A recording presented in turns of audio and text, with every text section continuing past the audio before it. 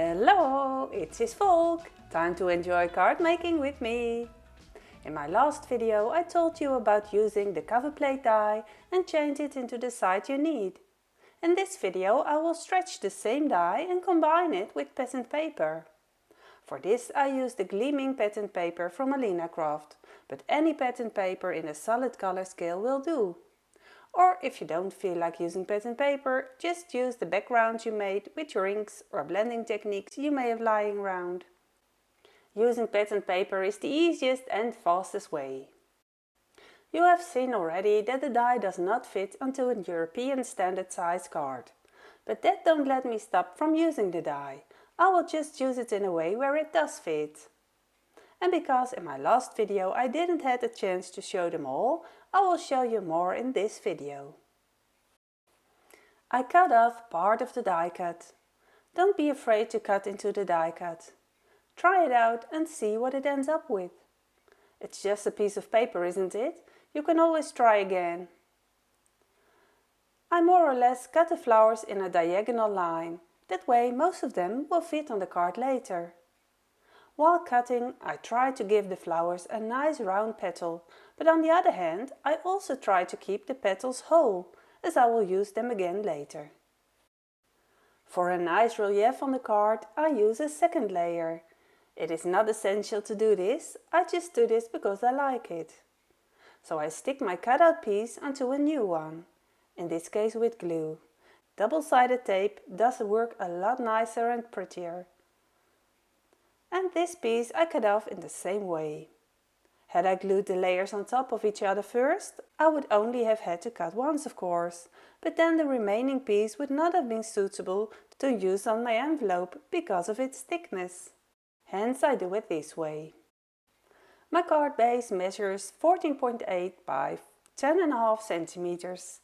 As I want a wide border on the card, I cut the pattern paper half a centimeter narrower. So my pattern paper will be 10 centimeters by 14.3 centimeters. On the die cut that I cut it to size, I put some glue and this I stick on the pattern paper. Note that I let the wide edge of the die cut protrude over the pattern paper. I will cut this wide edge off later. With a tissue I press the shape and thereby at the same time dab the glue that oozes out from underneath. And I trim the edges. If you use scissors, you can easily see where to cut if you cut at the back. With a guillotine, I always find the cutting goes a bit nicer and sharper than with scissors. I decide to trim the edges further, so that the same amount of white space is visible on the card on all sides of the panel. Sticking card panels to a card base I prefer to do with double-sided tape from Alinacraft.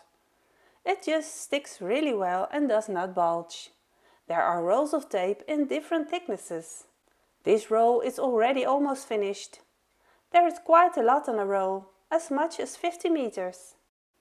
See how easy this is to do and how pretty it looks when you use the cover plate that way? I stick another centimeter on top. Later in the video I show you how I make this kind of die cut text strip. And then I decorate the card a bit more with gems from Alinacraft. I don't know if they are still sold in little bags or in jars, but at least there are enough of them to last for years. On each flower I stick a gem in a diagonal line. I stick the gems on with glossy accents. This works best for me because this has a small spout and dries clear. I use the residual strip on the envelope.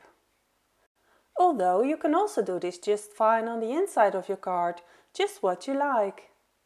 I mark out where I want to cut, easily at random, so that the same amount of white remains on all sides. Then I glue the remaining pieces onto the strip.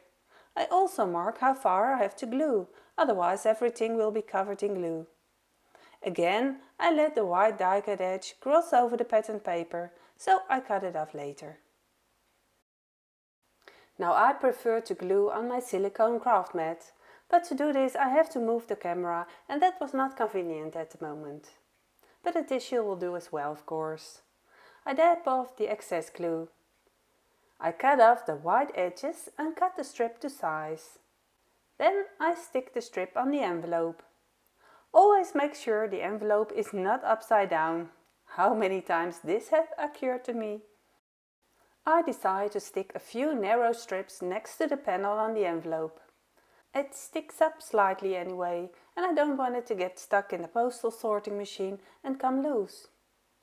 The narrow strips also make it look just a bit nicer. I glue them on and only then cut them off. I always think it's chic when the envelope matches the card nicely. And this is how my first card turned out.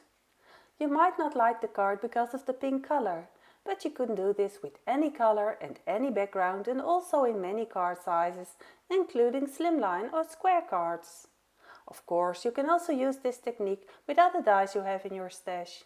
But I wanted to show it with this beautiful cover plate die and demonstrate that you can use it in many different ways. Yes, I have another technique for you, and that I will show you now. To start, I cover a sheet of white cardstock with double-sided tape. As you can see, first just the corner, and when it's in the right place I only then stick the rest. That way you're always right.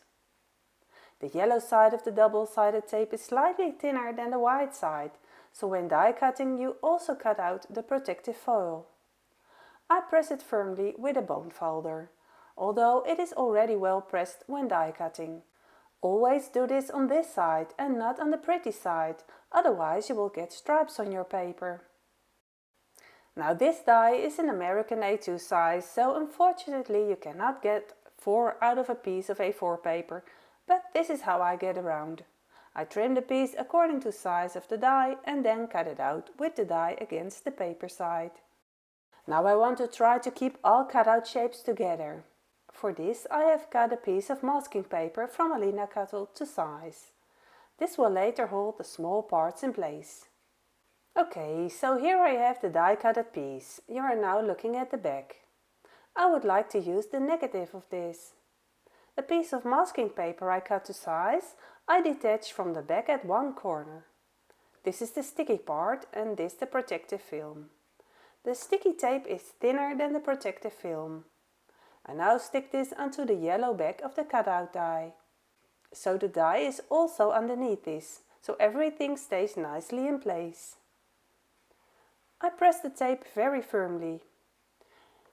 You could also use plain tape for this.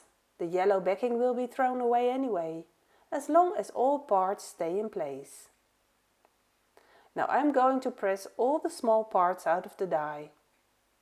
I use a thin embossing tool for this. If I were to take the die off like this without pressing those small particles loose, they would get stuck in the die, and that's something we don't want right now. Now you can see that the paper at the bottom is already detaching from the yellow protective film. And while it's very nice that it comes off so easily, we do want all those loose pieces to stay in place, at least if you want to do the technique I am using now. So I grabbed another piece of washi tape. To avoid damaging my paper, I dab over it with my embossing pouch. There is talcum powder in there, which takes away some of the stickiness of the tape. I blow away the excess powder. You can also use good sticky masking tape for this. I have the washi tape from Alinacutle at my disposal, which is why I use this. This tape is very strong in terms of stickiness though. In any case, you want to use a tape that is strong enough but doesn't damage the paper when you pull it off again. So I now have the washi tape on two sides of the paper. I'm going to press on the smallest pieces just to be sure. Okay, first of all I take out a piece of colored pattern paper. I use pattern paper from Alinacraft store. I will link that for you below in the descriptions. There are 2 sheets of each in a pack. I chose this pretty pink one from the gleaming pattern paper. I also have a video on my channel where I explain how to make these laminated sleeves. Very handy for storing your paper and stamps or dies. Now I take out my craft paper again. On one side is double-sided tape first and then washi tape. And on the other side is white paper with washi tape on top. It is actually a big sticker. I want to remove the big cutout shape and then stick the parts onto the pattern paper, but in such a way that the small parts stay attached. I'm now going to try to separate the parts from each other. You see that washi tape is very sticky. Look, I am immediately pulling the back of the double-sided foil with it, see? Ideally, I want the big shape to stick to the yellow protective film and the little pieces to stick to the washi tape. But because the washi tape is attached to it, I pull everything off in one go. Otherwise, there would be a yellow sticker on every little part and I wouldn't be able to do anything with it. Because then you would have to stick each small sticker in the right place one by one. I want to take everything off in one go. Now this is tricky. I have to be careful because I want to get them all and also not break the white paper. Well, you can see that this is a very careful job. This is not easy. But look how cool it is that all the little pieces come out and stick nicely in place. Keep in mind that this piece is sped up. I did this very slowly. Pull very gently, bit by bit, and if a small piece doesn't come out, push it in at the back for a while before continuing. It worked! So here I have a double-sided die cut that sticks on this side, and I'll keep it on the yellow protective film for a while. And here I have the negative, which sticks on this side. I now stick this one in its entirely on the pattern paper. And now look how cool this is. These little pieces I want to press as firmly as possible. Oh, I see I missed one. That doesn't matter, it will come later. Now I'm going to pull off the washi tape very carefully, very slowly, pulling the tape back sharply. Did you notice that tiny piece on my finger? That will get its spot later. Some aren't stuck on firmly enough yet. I'll press those a bit more. But with some infinite patience, it will be alright. With a die form that has larger holes, this is easier of course. Then you can also just glue the individual parts on with glue. This is slightly more precise work because of the small parts. But I'm sure you will be able to do it too. Look how amazing beautiful this is. The texture is also nice with those domed white parts on the pink paper. This piece of washi tape I stick back and can use again. I trim the panel and of course keep the rest pieces. It's a waste of all the work to make just one card out of this. And also the whole panel does not fit on a double folded A4 size, so I'm going to make 2 cards out of it. I cut this piece in half. It's 11.2 centimeters wide, so I have to cut it at 5.6 centimeters. This card opens on this side and the other card opens on this side. Yes, that's how I know the paper is right. I stick the cut edge of the paper towards the outside of the card on purpose. That gives a more balanced image also, because there's an extra edge around it on 3 sides. So not that cut edge in the middle, but at the edge. Now should you have already cut it yourself on all sides, you can perfectly well put another piece of plain or pattern paper underneath it to create an extra border. You see, the cut-off center will then be against the fold of the card. Not directly against the edge, but a little bit away from it. Placed as far from the edge as the top and bottom are placed. I've shown before how to stick a piece of paper on most easily with double-sided tape. So don't pull the strips off all at once, because that's just a lot harder to stick on, and once it sticks you can't pull it off without damaging your paper. I also use scissors that I only use for sticky things, So I don't use these scissors to cut out pictures or paper, but only for foam tape or double-sided tape or tape rolls. And you see, I only pull out the strips when the piece of paper is in the right place. If you may already know, I keep all bags of sentiments, super handy and quick to use. Oh, Alina has so many different sentiments in her shop, unbelievable, there's always something for you. I keep all my leftover papers in a laminated pouch. Those strips are very handy for stamping texts. And now I'm being nice and stubborn, I'm going to make a new sentiment. I'm going to stamp with this stamp set. I really like using this one because it has text on it for different occasions in different fonts and it's just really handy. And it also comes with a congratulations text, which I find nice and small and handy, which I'm going to use now. I use VersaFine ink, which gives a very sharp black print. It's a slightly older stamp though, so the quality is a bit less sticky and less sturdy than the newest stamps Alina sells, but it works fine. Just make sure you don't wobble and don't press too hard while inking and while stamping, otherwise you will end up with too thick fat text. On one strip I stamp on the left side and on the other strip I stamp on the right side. I do this because the cards are mirror images of each other. I will die cut the text strip with a die from a set that is essential to me. That is the Kill die set. I have those on my desk in a magnetic tray because I use them quite often. The set contains all kinds of geometric shapes, all fitting together that you can make kill cards with, but also just use the shapes as they are, for example this narrow one. And this narrow shape is perfect for me to cut out this text. So there I have them cut out. Now I could leave the cards as they are, but I still think they are a bit bare. So I'm going to brighten them up with a little extra. For this I will use the other part, the part with double-sided tape on the back. And here I'm going to cut some flowers and leaves.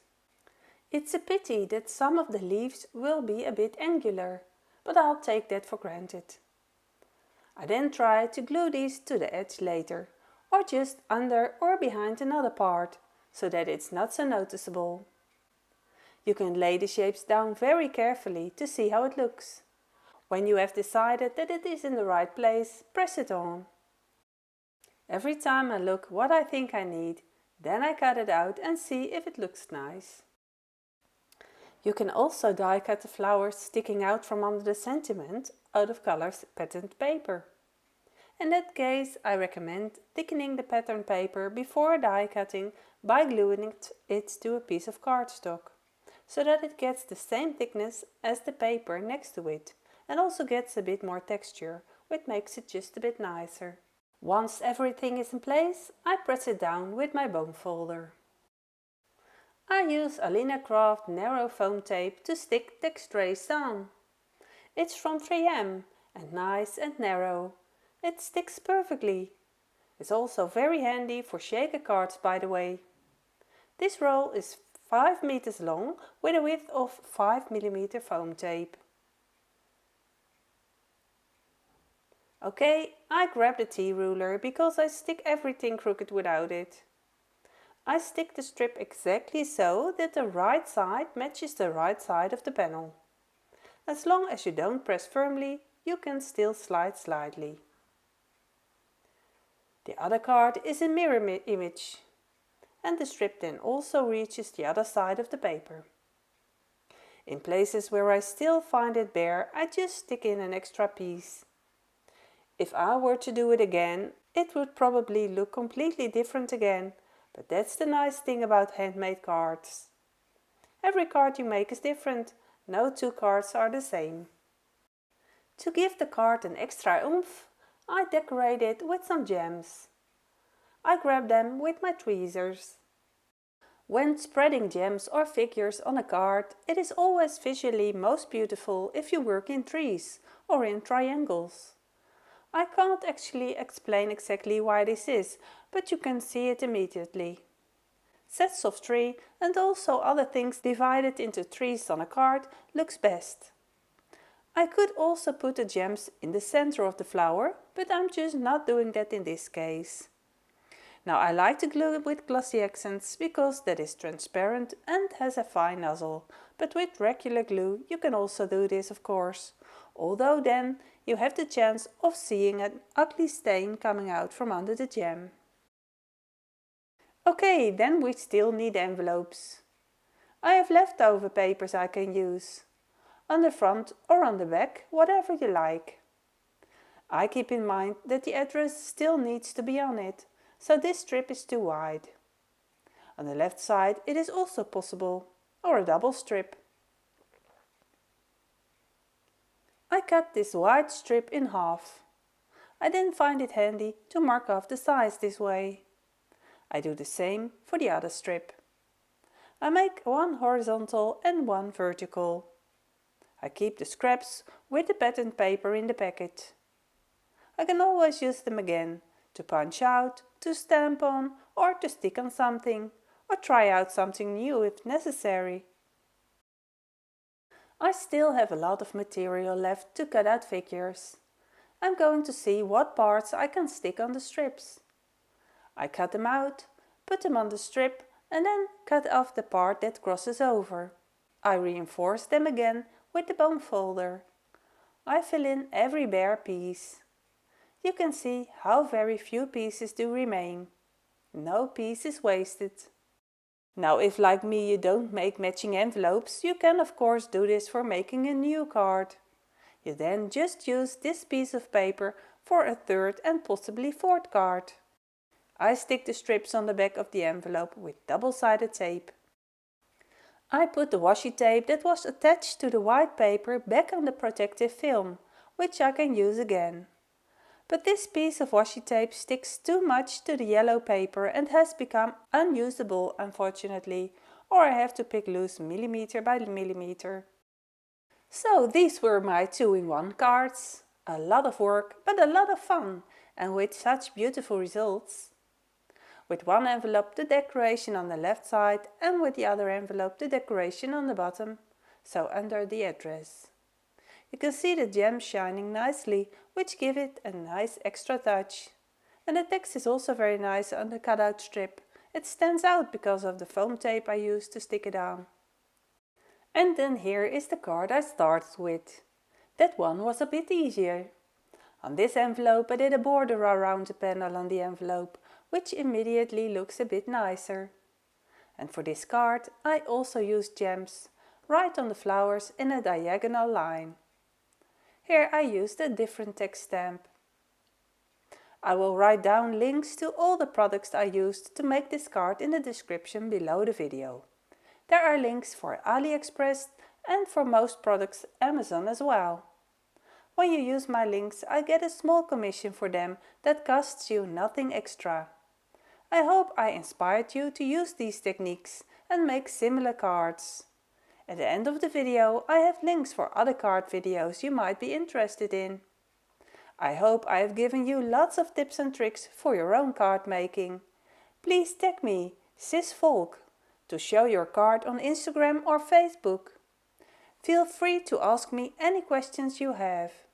I like sharing tips and tricks and I like to see you in the next video. So be sure to click on the subscribe button and the bell button below. Thanks for watching and I will see you next time. Bye bye!